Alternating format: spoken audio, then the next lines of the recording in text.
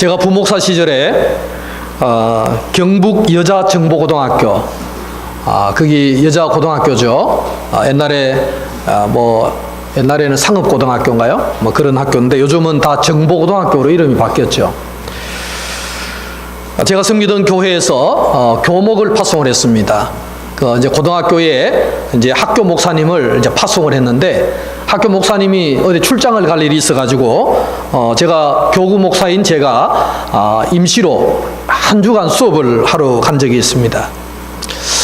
저는 태어나서 처음으로 여자고등학교에 수업을 하러 가기 때문에 꽃단장을 하고 그렇게 해서 애들 실망을 안 시키려고 부단히 준비해서 갔는데, 여자고등학교의 교목 목사가 젊은 30대 중반이었을 때인데 30대 중반 젊은 목사가 갔는데 수업 시간에 처음 들어갔는데 너무 제가 충격을 받았습니다. 물론 이제 일반 인문계 고등학교가 아니고 이제 정보고등학교, 실업계 고등학교입니다.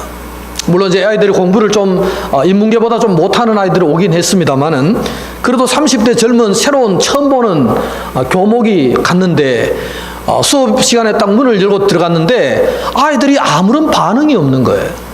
뭐 오나 가나 뭐 이렇게 눈빛을 마주치거나 뭐 아무런 느낌이 없이 그냥 자기 할 일을 하는 겁니다. 머리 빗던 아이들은 계속 머리 빗고 있고, 수다 떠는 아이는 계속 수다 떨고 있고, 뭐 공부하는 아이는 공부하고 있고, 뭐 엎드리는 아이는 엎드려 있고, 그러니까 아무런 무슨 뭐 느낌이, 그러니까 딱 수업 시간에 들어가서 내가 수업을 하고자 하는 의지가 완전히 상실되는 거 있지 않습니까? 그런 느낌을 제가 받았습니다. 그래서 제가 이제 가서 이제 호들갑을 떨었죠. 애들 이제 집중을 시키려고. 내가 뭐 임시로 왔지만은 잘해보자고 막 이렇게 노력을 했는데도 아이들이 멀뚱하게 이렇게 쳐다보는 눈빛이 별로 저를 환대하는 느낌이 전혀 아니었어요. 제가 첫 수업 시간에 들어가서 충격을 받은 거예요. 야, 여자 고등학교라는 학교가 이런 학교구나. 이 평상시에 물론 이제 교목 목사님이 여자 목사님이었어요. 여자 목사님은 도대체 이 수업을 어떻게 이끌어 가시나, 그런 궁금증이 제 마음속에 생겼습니다. 하여간 제가 가서 아이들이 이제 관심이 별로 없다는 것. 새로운 선생님이 왔으면 뭐 임시로 왔든 뭐 처음 왔든 간에 뭔가 호기심이 있어야 되는데, 사람에 대한 관심이 전혀 없다고 느껴질 때 그 상대방의 입장은 굉장히 난처한 그런 입장이었어요. 그래서 제가 뭐 이제 강의를 이제 1시간 시간을 때워야 되니까 제가 뭐 준비해간 강의를 하려고 하니까 뭐 시큰둥한 반응이라서 이 수업을 어떻게 해야 되지? 굉장히 고민된 적이 있습니다.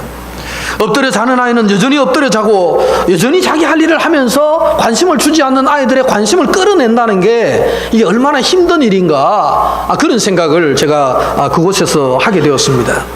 제가 가진 상식으로는 늘 오던 선생님이 아니라 낯선 누군가가 오면 그냥 예의상이라도 좀 이렇게 앉아주고 뭐 이런 게 필요한데, 전혀 그런 게 없이 그냥 멀뚱하게 바라보는 눈빛에 제가 굉장히 충격 아닌 실망을 얻게 되었다는 사실입니다. 여러분, 이 사랑은요, 사랑은 관심이지 않습니까? 사랑의 반대말은 우리가 흔히 미움이 아니라 무관심이 사랑의 반대말이지 않습니까?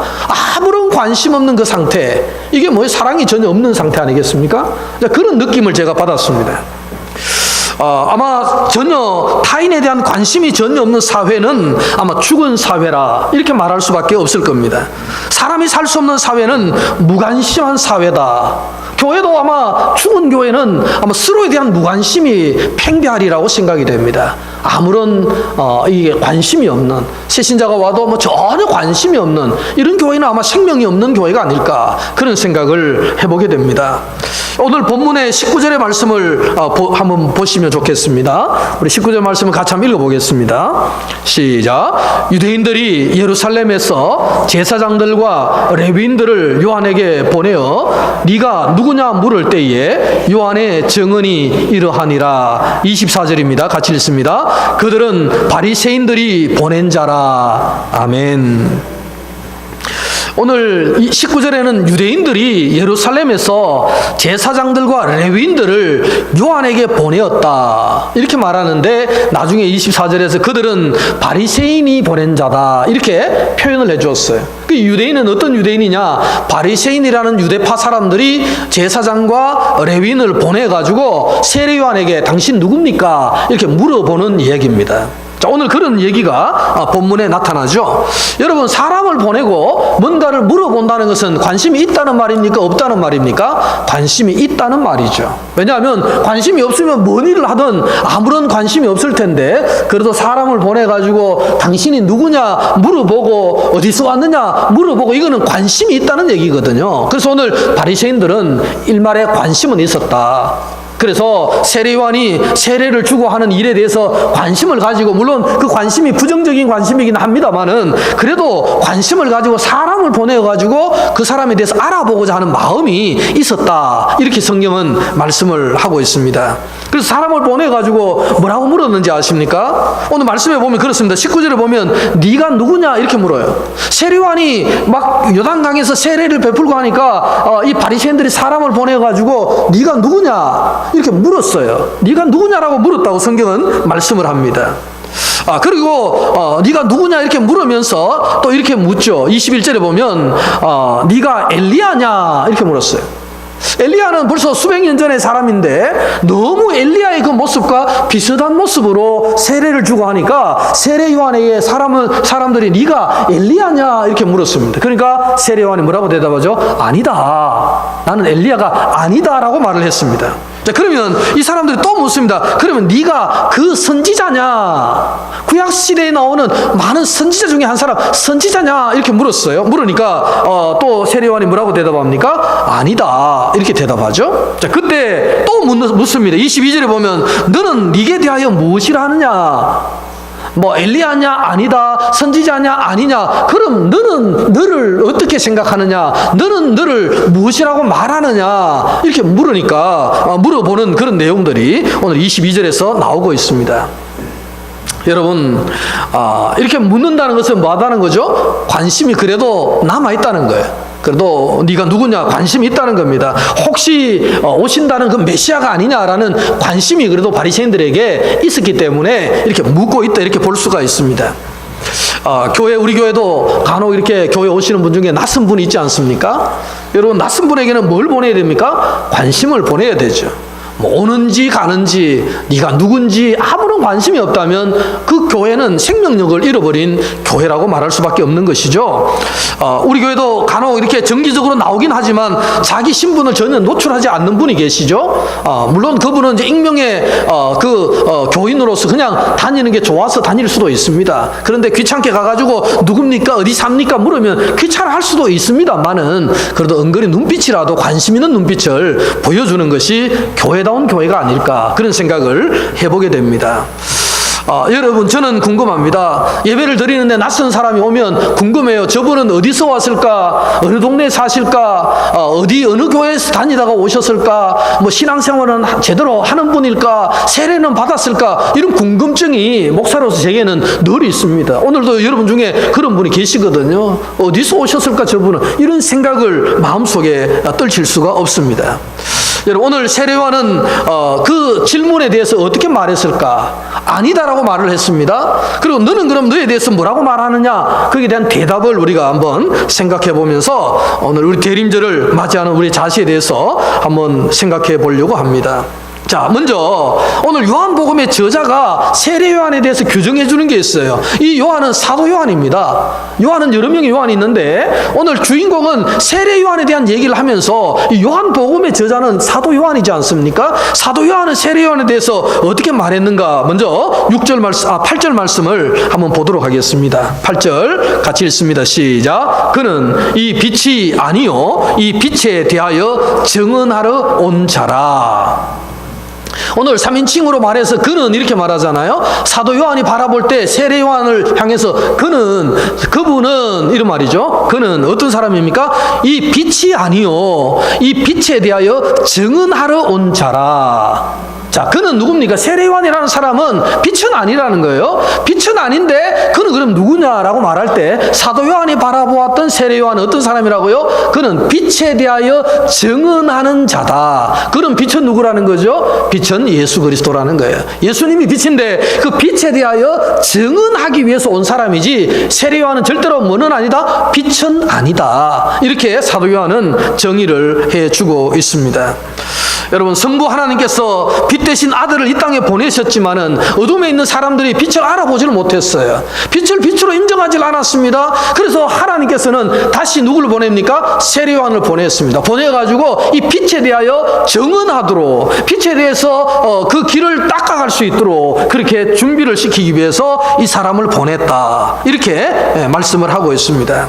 여러분, 세례요한은 자신의 빛이 아니고 빛에 대하여 증언하는 사람으로서 그 정체성을 평생을 가지고 살았던 그런 사람이라는 것을 우리는 보게 된다는 것입니다. 자, 그러면 세례요한 자신은 뭐라고 말했는가? 자신은, 자, 오늘 말씀을 보십시오. 세례요한은 네가 누구냐라고 물을 때에 그 묻는 유대인들에게 23절에서 대답을 해놓고 있습니다. 뭐라고 대답합니까? 23절 같이 한번 읽겠습니다. 시작. 이르되 나는 선지자 이사야의 말과 같이 주의 길을 곧게 하라고 광야에서 외치는 자의 소리로라 하니라. 아멘. 세례요한은 사람들이 물었습니다. 제사장들과 레위인들이 가가 너는 누구냐 이렇게 물을 때에 세례요한은 뭐라고 말했습니까? 나는 주의 길을 곧게 하라고 광야에서 외치는 자의 소리로라 이렇게 대답했죠. 자기는 뭐라는 거예요? 소리다, 소리. 소리라 이렇게 말했어요. 소리는 보이지 않습니다. 그죠? 소리는 붙잡을 수도 없고 뭐 보이지도 않는데 자기는 그런 존재라는 거예요. 나는 주의 길을 곧게 하라고 광야에 서서 외치는 소리다. 이렇게 자기를 말했다는 거예요. 자, 그게 뭔 말일까? 소리가 도대체 무슨 의미가 있는가? 여러분, 한마디로 말하면 이런 것입니다. 자신은 말씀이 아니라는 거예요. 말씀 자체가 아니고 말씀을 전달하는 소리에 불과하다. 그런 것입니다. 여러분, 라디오에 사람들이 소리가 나오죠. 소리가 나오지만 라디오에 나오는 소리는 소리지 사람은 아니지 않습니까? 사람은 방송국에 있는 게 사람 아니겠습니까? 그런 것처럼 그 사람의 마음과 생각을 전달을 해주지만은 자기는 그 사람은 아니다. 그냥 나는 말씀이 아니고 나는 뭐다? 소리에 불과하다. 이렇게 자기를 정의를 했습니다. 요즘 뭐 유명한 영화들이 많이 나와서 연말 되면 영화제를 하는데 꼭 빠지지 않는 상이 있잖아. 조연상. 그죠? 뭐 조연상은 빠지지 않습니다. 주연상만 있는 게 아니죠. 나무 주연상이 있으면 반드시 나무 조연상이라는 게 있죠. 왜 그렇습니까? 조연이 없는 주연은 빛이 안 나거든요. 조연이 조연의 역할을 잘할 때 주연이 확 드러나는 거지, 주인공 자기 혼자 막 한다고 해서 뭐 주인공이 되고 빛이 나는 것은 절대 아니지 않습니까? 주변에 있는 사람들이 그 주인공을 주인공 되게 잘 받쳐주는, 만들어가는 역할이 얼마나 중요합니다. 그래서 나무 조연상, 뭐 여우 조연상, 이런 조연상들을 주는 것처럼 세례요한은 자기를 한마디로 말해서 빛이 아니고 주인공도 아니고 말씀도 아니고 자기는 그냥 광야에서 막 소리 나는 소리에 불과하다. 그렇게 자기를 말씀했습니다. 서문시장 사거리에 가면은 동산약국이라는 약국이 있습니다. 예전에는 뭐 대구의 방송에도 계속 나왔죠. 광고, 그죠? 동산약국 있고 또 앞에 뭐 새동산약국이가 뭐 가족끼리 이렇게 하는 건데 좀 다투어서 두 개가 되고 뭐 이랬습니다. 동산약국에 지금은 돌아가신 걸로 제가 돌아가셨지 싶은데, 예전에 제가 있었던 교회에 권사님이 그 동산약국을 하고 계셨는데요. 이 권사님은 이제 성탄절이 되면 이게 젊은 부목사님들을 초대해서 식사 대접하고 꼭 이렇게 뭐 책값이라도 지어주고 이렇게 늘 섬기던 아주 이렇게 참 점잖으신 그런 권사님이 있습니다. 저도 이제 자주 만나서 이렇게 식사 대접도 받고 뭐 이런 경험이 있었는데, 그분이 만나면 꼭 하는 얘기가 아들 자랑을 해요. 아들 자랑. 연세 드시면 뭐 아들 자랑 빼면 할 게 없는가 봐요. 그래서 우리 아들이 뭐 어떻고 이런 자랑을 하시는데, 자기는 그 큰 약국을 하시지만은 아들은 서울에 사는가 봐요. 그래서 제가 직업이 뭔지는 안 물어봐서 모르겠는데 늘 하는 얘기가 우리 아들이 하용조 목사님 오른팔이라는 거예요. 하영조 목사 온누리교회 다니는데 당신의 아들이 하영조 목사님 오른팔입니다. 우리 아들은 하영조 목사님이 하는 일에는 무엇이든지 물질이면 물질이고 시간이면 시간이고 항상 도와드리고 같이 하 목사님이 오른팔이다. 늘 그렇게 자랑을 하셨어요. 또 한 분 권사님이 계시는데 그분은 집에 신방 가면은 또 자기 딸을 자랑합니다. 우리 딸은요 동일교회 조돈재 목사님의 왼팔이라는 거예요. 자기 딸은 이제 자기 사위가 치과 의사인데 자기 딸은 이제 의사 부인으로 시간도 많고 돈도 많고 그래서 조돈재 목사님을 항상 이렇게 스포트하는 그런 왼팔과 같은 역할을 한다. 그 두 분 권사님 집에 신방 가면은 늘 듣는 얘기가 맨날 똑같은 얘기죠. 왜냐하면 이 할머니들은 해놓고 이제 아프니까 내년에 만나면 똑같은 얘기 또 하시잖아요. 그러니까 신방을 제가 한 8번 한 것 같은데 8번 똑같은 얘기 들었으니까 얼마나 그게 저한테는 많이 기억에 남겠습니까? 자, 그런데 어쨌든 그런 얘기를 늘 하시는 거예요. 자기 아들이, 자기 딸들이 뭐 한다는 거죠? 신앙생활 잘한다는 걸 자랑하는 거예요. 부목사들에게, 젊은 부목사들에게 우리 아들이 이렇게 신앙생활 잘하고 우리 딸이 이렇게 신앙생활 잘한다는 것을 권사님들은 늘 이제 자랑 삼아 이야기를 하는 거예요. 그래서 제가 그걸 들으면서 늘 느낀 바가 그것입니다. 참 이렇게 훌륭한 목사님들, 유명한 목사님들 주변에는 역시 그분들이 그분 되게 하는 뭔가 이게 돕는 조력자들이 있으시구나. 그래서 그 권사님들의 얘기를 들으면서 참 좋으시겠다 그런 생각도 했습니다. 자, 그러면서 어쨌든 간에 유명하거나 이름이 있거나 이런 사람들 주변에는 항상 그를 빛나게 만들어가는 역할을 하는 사람들이 있다는 거예요. 그런 조력자가 없이 주인공이 될 수가 없다는 사실입니다.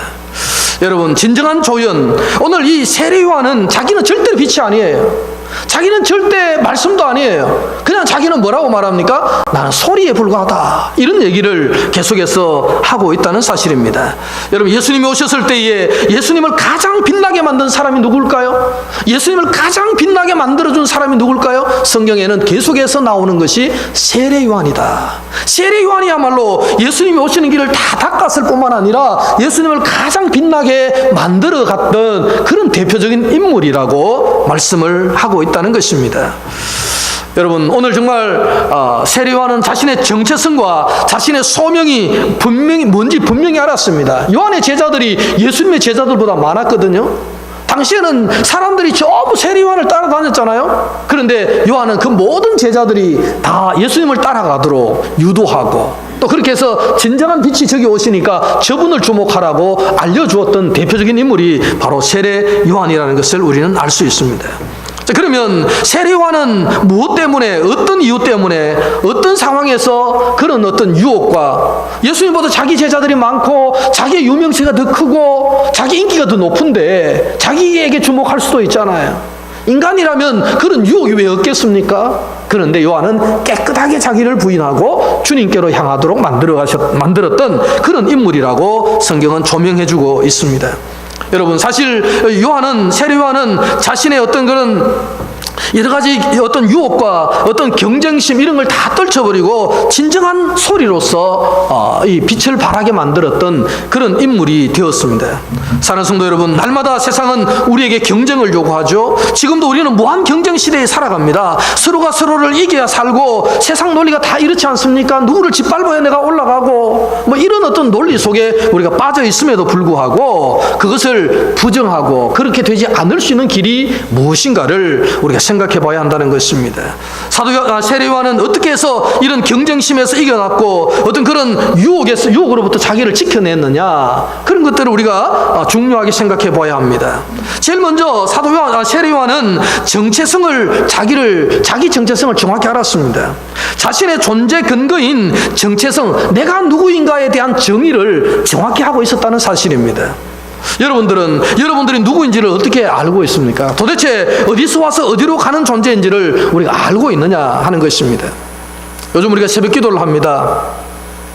오늘도 사사기 19장 끝부분을 보았는데 지난 금요일 날 우리 사사기 19장을 아침에 묵상을 했는데요. 거기에 보면 에브라임 사람이 첩을 얻었어요.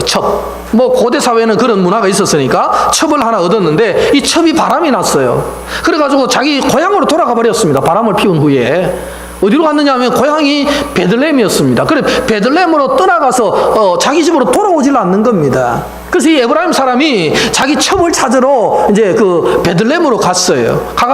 가니까 첩의 아버지 되는 장인 되는 사람이 환대를 해주었습니다. 굉장히 환대를 해주고 하니까 나흘 동안 거기서 먹고 마시고 쉬다가 이제 그 첩을 찾아가지고 돌아오게 됩니다. 돌아오는데 자기는 에브라임 사람이니까 베들레헴에서 에브라임 구스까지 돌아오게 되는데 돌아오다가 길이 어두워져 버렸어요. 밤이 왔습니다. 그래서 이제 중간에 하룻밤을 묵게 되는데 자기 종도 있고 자기 데리고 온 첩도 있고 나귀도 있고 이제 일행들이 있으니까 어느 집에 어느 동네에 들어갈까 고민하다가 이제 기브아라는 동네로 들어가게 됩니다. 기브아라는 동네로 들어가서 하룻밤을 묵기로 했는데 그 기브아라는 동네는 베냐민 지파 땅이거든요. 그래서 베냐민 지파가 속한 도시가 기브아인데 거기에 이제 에브라임 사람인 자신과 일행들이 들어가게 됩니다. 큰 길가에 사거리에 이렇게 써 있었습니다. 써 있으면은 이 그 베냐민 지파 사람들이 왔다 갔다 하면서 이 사람에 대해서 궁금하고 우리 집에 가서 하룻밤 자고 가라고 이렇게 환대를 할 법도 한데 이 사람이 가서 저녁 시간에 서 있는데 아무도 관심조차 보이지 않았습니다. 그런데 들판에서 일을 하고 오던 한 노인이 자기에게 관심을 가졌습니다. 그 관심 가지는 내용이 그 사사기 19장 17절에 나오는데 이렇게 물었습니다. 노인이 그대는 어디로 가며 어디서 왔느냐? 지금 어디로 가며 어디로서 왔느냐, 어디서 와서 어디로 가느냐 이 말이거든요. 그 말을 이제 돌려서 그렇게 했습니다. 자, 그렇게 했는데 어디서 와서 어디로 가느냐 이렇게 물을 때에 이 에브라임 사람이 대답을 하죠. 어떻게 대답하느냐면은 우리는 유다 베들레헴에서 에브라임 구석으로 가나이다. 나는 그곳 사람으로서 유다 베들레헴에 갔다가 이제 여호와의 집으로 가는 중인데 나를 자기 집으로 영접하는 사람이 없나이다. 여러분, 이 기브아에 사는 노인의 질문이 굉장히 의미심장하죠. 그 노인의 질문이 뭡니까? 그대는 어디로 가며 어디서 왔느냐 이걸 물었어요. 자, 그래서 에브라임 사람의 대답은 나는 에브라임 사람인데 베들레헴에 갔다가 이제 여호와의 집으로 돌아가는 중이면 대답을 또 이렇게 합니다. 물론 그 뒤에 사건은 끔찍한 사건이 일어납니다. 충격적인 사건이 일어나긴 합니다만은 어쨌든 여러분 우리에게 질문하는 질문이 그것입니다. 어디서 왔으며 어디로 가느냐? 인생이 어디서 와서 어디로 가는 게 인생이냐? 이런 질문과도 같은 것입니다. 그래서 이 에브라임 사람의 대답처럼 나는 원래 이 경산 사람인데 이제 경산에 살다가 나는 이제 어디로 가고 있다고요? 오늘 이 에브라임 사람의 대답은 여호와의 집으로 가고 있다. 하나님의 집으로 나는 가고 있다. 이렇게 대답을 합니다. 여러분, 우리는 사람이 죽으면 다 돌아가셨다고 하잖아요. 여호와의 집으로 돌아갔다는 거예요. 하나님이 계신 곳으로 우리가 돌아가야 되는데 그 돌아감을 오늘 이 에브라임 사람은 정확히 알고 대답을 해 주었습니다. 이 말은 무슨 말입니까? 이 에브라임 사람은 자기 정체성을 알았다는 거예요. 세리요한도 마찬가지입니다. 자기가 어디서 와서 어디로 가며 무엇을 하며 살아야 될 사람인지를 자기를 알았다는 겁니다. 그러니 그 모든 유혹이나 경쟁에서 자기를 지켜갈 수 있는 겁니다. 여러분, 이 세상은 참 유혹의 세상 아닙니까? 이 세상은 경쟁의 세상이 아닙니까? 그런 경쟁과 유혹 앞에서 우리가 이겨내고 자신을 지키는 비결이 뭐냐? 그것은 자기를 아는 거죠. 내가 누군지를 알면은 이겨낼 수가 있다는 것입니다. 나는 지금 하나님께로부터 와서 하나님의 일을 하다가 하나님께로 돌아가야 될 인생이라는 사실을 알면은 그런 경쟁이나 그런 유혹으로 우리를 이겨낼 수가 있는데 그런 정체성을 잃어버리면 우리는 곧 넘어질 수밖에 없다는 사실입니다. 두 번째는요, 자기 소명을 확인하는 겁니다. 오늘 세리요한은 나는 절대로 빛이 아니고 나는 절대로 말씀이 아니고 그냥 소리다 나는 이렇게 말하는 것이 뭐냐면 그것이죠. 자기가 무엇을 해야 하는 사람인지를 정확히 아는 겁니다. 이것은 정체성이라기보다는 소명을 분명히 알고 있었다는 거예요. 소명의식이라고 말할 수가 있습니다. 원래 우리나라에 제도가 하나 없어지죠. 이제 12월 달 끝나면 이제 영원히 사라지는 제도가 뭐예요? 사법고시죠. 사법고시는 원래 59회 사법고시 시험을 치고 이제 역사의 뒤안길로 사라졌습니다. 이제는 사법고시라는 게 없어졌죠. 이제 로스쿨 가야만 변호사나 판사나 검사가 될 수 있다는 것이죠. 원래 사법고시 그 수석 합격한 사람을 여러분 신문에서 아마 보셨을 겁니다. 이혜경 씨라는 사람이죠. 단국대학 출신이고요. 37살입니다. 여자입니다. 수석 마지막 사법고시 59회 사법고시 수석 합격자가 여자인데 37살 된 여자입니다. 근데 이 사람이 12번 떨어지고 13번을 시험 쳤는데 13번째 수석으로 합격을 했어요. 그래서 이 사람이 이게 스포트라이트를 다 받았어요. 막 신문에도 나오고 TV에도 나오고 막 유명세를 타게 되었습니다. 근데 이 사람은 제가 좀 이렇게 스크랩을 해서 보니까 이 여자분은 그랬습니다. 12번을 떨어진 거예요, 사법고시를. 그러면 포기할 만도 하지 않습니까? 12번이나 쳤는데. 근데 이제 13번째 도전을 한 겁니다, 원래. 마지막이지요. 이번에 떨어지면 이제 기회가 없는 사람인데, 13번째 강력히 도전을 했는데, 수석 합격을 한 거예요. 대단히 영광스러운 일 아니겠습니까? 근데 제가 그 여성의 그 인터뷰를 이렇게 쭉 보면서 재밌는 이야기를 들었습니다. 그 인터뷰가 뭐냐 하면은, 당신이 12번 떨어졌는데, 떨어지면 어떻게 했느냐? 떨어질 때는 어디 갔느냐? 이렇게 물었어요, 기자가. 그러니까 자기는 떨어진 그날은 합격자 발표 나고 떨어지면은 이제 서점으로 갔다는 거예요, 서점으로. 서점에 가서 하루 종일 그냥 재미있는 이게 그걸 인서버리를 치는 딴 책을 그냥 읽었다는 거예요. 참, 역시 공부하는 사람은 역시 취미도 고상하죠, 그죠? 떨어지면 술집으로 가는 게 보통 일반인들의 정석인데 이 사람 술집이 아니라 서점에 가가지고 책을 하루 종일 읽었다는 거예요. 소설책 뭐 이런 거, 재미있는 책을 읽었다는 거예요. 근데 자신에게 떨어질 때마다 가장 큰 힘을 준 책이 있다는 거예요. 이 책이 뭐냐 하면은 Keep Going이라는 책인데 제목이 우리나라 번역이 이렇게 되어 있습니다. 그래도 계속 가라. 그래도 계속 가라는 Keep Going이라는 책을 자기가 늘 읽었다는 거예요. 그걸 읽으면 이제 자기 마음속에 막 다시 도전하고자 하는 열정이 확 일어난다는 거예요. 그래서 12번이나 이게 떨어져도 13번째 도전해가지고 수석 합격하는 영광을 얻게 됐는데 그 근간에는 Keep Going이라는 이 책이 있다는 거예요. 여러분, 이 책을 제가 좀 스크랩을 했습니다. 쭉 읽어보니까 그런 거예요. Keep Going이라는 책은 조셉 M. 마셸 3세라는 이 미국의 사람이 쓴 책인데 이 사람은 인디언입니다. 인디언의 후손. 인디언이 지금 다 없어지고 뭐 거의 이게 멸망이 됐는데 그 후손 중에 한 사람인데요. 이 사람이 미국 사우스 다코타주 남부의 로즈버드라는 지역에서 이 라코타족이라는 인디언 부족의 후손으로 태어나가지고 그 민속 문화도 연구하고 민속학자의 사람이 언어학자이면서 또 민속학자이면서 뭐 이런 인디언 전통 공예품도 만들면서 뭐 다양한 재능을 가진 이 사람이 이제 그래도 계속 가라 이런 책을 써가지고 이제 미국에서 베스트셀러가 되었고 한국에도 이제 번역이 되어서 많은 사람이 읽었던 책인데 오늘 이 수석 합격했던 이 이혜경 씨는 늘 그 책을 읽고 도전을 받았다는 거예요. 떨어져도 제목이 뭐예요? 그래도 계속 가라. 왜냐하면 이 길이 당신이 가야 할 길이면 계속 가라는 거예요. 그 떨어지는 거하고 뭔 상관이냐? 이 길이 당신이 가야 할 길이면 떨어지고 합격하고 상관없이 가는 거다는 거예요. 그래도 계속 가라. 인디언의 후손인 이 저자가 어떤 자기 삶을 얘기하고 또 자기 할아버지와 손자의 어떤 그런 대화 형식의 글을 통해서 계속해서 어떤 동기부여를 해내는 이런 이제 내용의 책이 Keep Going이라는 책인데 그 책을 읽고 이 사람은 계속 넘어질 때마다 일어섰다는 겁니다. 여러분, 그 책이 중요한 것이 아니라 이 사람이 하는 말이 저는 중요하다고 생각합니다. 여러분, 우리가 계속 가기 위해서는 무엇을 위해 태어난 사람인지를 알아야 하는 거죠. 우리가 그 사실을 안다면 계속 가는 것입니다. 정말 뭐 좌절하고 안 하고를 떠나서 우리가 이 길을 가야 할 길이라면 쉬지 않고 가야 되는 것입니다. 우리의 신앙의 길, 믿음의 길이 우리의 가야 할 길이라면 누가 뭐라고 해도 가는 거예요. 그 길에 여러 가지 장애가 있을 수 있죠. 그 길을 가다가 여러 가지 아픔이 있을 수도 있고 질병이 올 수도 있고 뭐 시련이 올 수도 있지만 그래도 계속 가라는 거예요. 저는 이 책을 선물하면서 마음속에 많은 도전이 되었습니다. 그래도 가야 된다. 왜냐하면 이 길이 가야 할 길이고 내 길이라면 나는 가야 된다는 거예요. 그러면 그 속에서 이런 영광의 길이 있게 되는 것이지, 그냥 뭐 이 길 가다가 아니면 저 길 갔다가 아니면 저 길 가고 뭐 이래 해서는 아무것도 될 길이 없지 않겠는가. 그래도 계속 가라라는 도전입니다. 오늘 세례요한은 자기 소명을 분명히 알았습니다. 이 길이 자신의 길이라는 소명을 분명히 알았기 때문에 그걸 위해서 평생을 살아간 사람이 누굽니까? 세례요한입니다. 마지막에는 정말 이 헤롯에 의해서 목이 잘려서 죽는 순교를 당하지만 그래도 그 길을 계속 갔던 사람이 요한이라는 사실을 우리는 알 수가 있습니다. 성도 여러분, 세례 요한을 이 땅에 보내신 하나님은 이제 이 땅에 그리스도인을 예수님의 증인으로서 세상에 보내십니다. 오늘 우리가 그리스도의 증인으로서 세상에 보냄받은 사람들이라는 것입니다.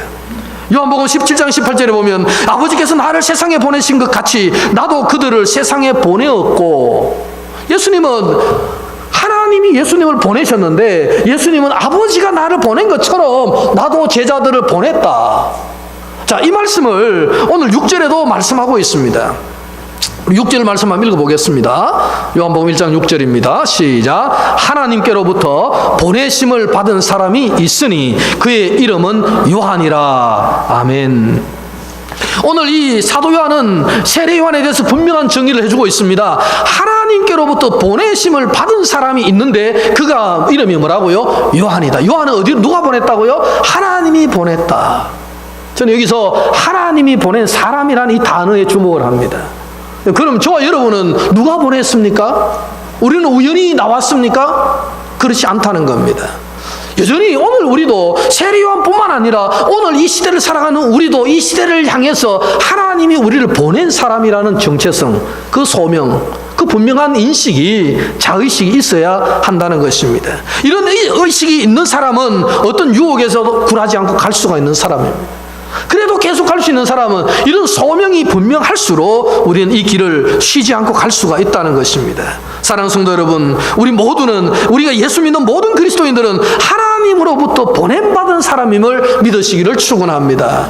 이 믿음이 없이는 세상을 이길 길이 없다는 것입니다. 내가 어디서 왔는지 어디로 가는지도 모르는데 어떻게 세상을 바르게 살아갈 수가 있겠습니까? 세상 사람들은 그렇습니다. 길을 모르니, 아이고, 우리는 불가지론자다. 알 수가 없다. 어디서 왔는지, 어디로 가는지, 죽어봤냐? 모른다. 그러니까 즐기다 가면 된다. 살자, 그냥 막 살자. 이런 것들이 젊은이들 문화가 되고 있는 이 시대에 우리는 하나님으로부터 보냄을 받은 사람이라는 정체성, 이거 하나만 가져도 우리는 많은 것들을 극복해낼 수 있다는 사실입니다. 요즘 젊은이들에게는 많은 유혹들이 있습니다. 엄청난 유혹들이 있죠. 타락의 길들이 많이 있습니다.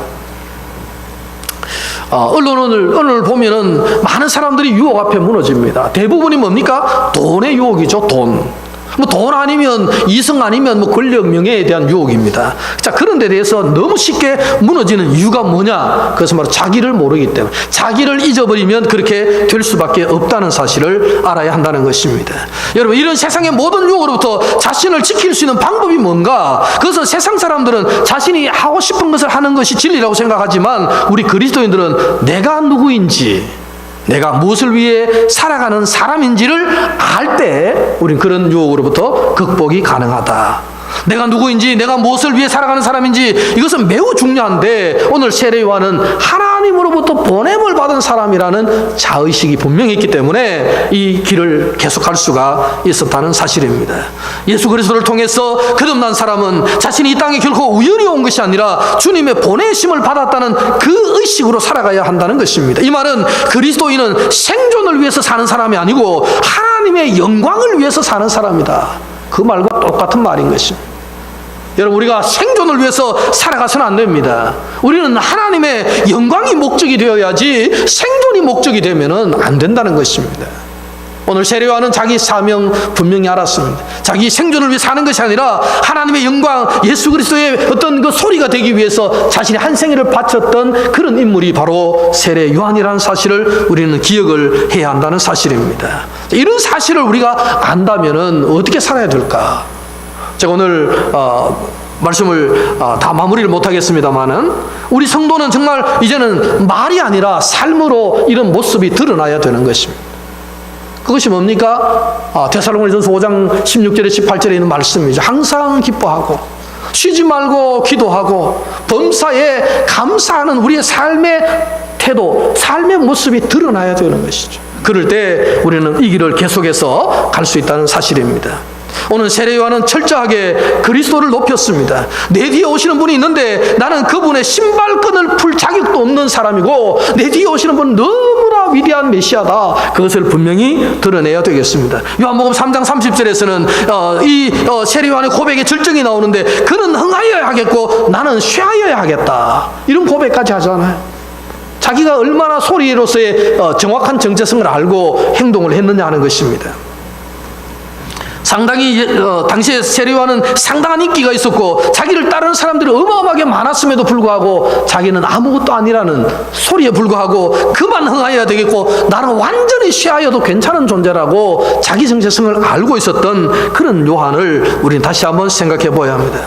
그럼에도 세례요한은 들러리로서의 자기 역할을 기꺼이 받아들이고 정말 신랑의 친구가 기뻐하는 법이라고 노래하면서 메시아를 높여갔던 사람입니다. 세례요한은 철저하게 그리스도만 높이기를 원했던 사람이고 자신의 정언처럼 광야에서 외치는 소리로 남기로 결정을 했습니다. 소리의 사명은 말씀을 전하는 데 있고 말씀을 전한 뒤에는 소리는 뭐합니까? 사라지고 없습니다. 오늘 저도 설교를 합니다. 제가 설교하는 소리가 스피커를 통해서 여러분에게 막 들립니다.